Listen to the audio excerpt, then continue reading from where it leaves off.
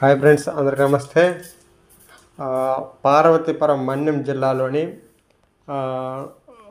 కుర్పాం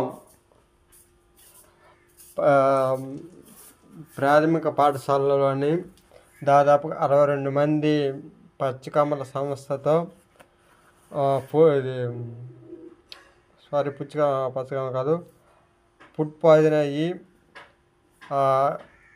49 మంది Visakhapatnam KGs government హాస్పిటల్లో చికిత్స పొందుతున్నారు.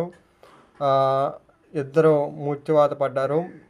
ఇది రాష్ట్ర ప్రభుత్వానికి అలాగే మంత్రి ఉత్తరాంధ్ర మంత్రి కుమార్ సంజయ్ రాయన్ గారు ఇప్పటివరకు ఎవరైనా ఇవ్వలేదు. దీనికోసం ఏ న్యూస్ ఛానల్లో కూడా హైలైట్ కాలేదు. మెయిన్ స్ట్రీమ్ మీడియా కానీ తర్వాత పబ్లిక్ న్యూస్లు కానీ ఇష్యూ రాలేదు. ఇప్పుడు సంఖ్య దాదాపు పెరిగే అవకాశం ఉంది కాబట్టి మీ అందరికీ ఈ సమస్య పైన తీసుకొస్తున్నాను కాబట్టి ఈ వీడియో మీకు నచ్చి లైక్ చేయండి, షేర్ చేయండి.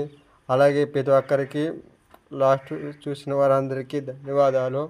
పార్వతీపురం మన్యం జిల్లా కురపాంలోని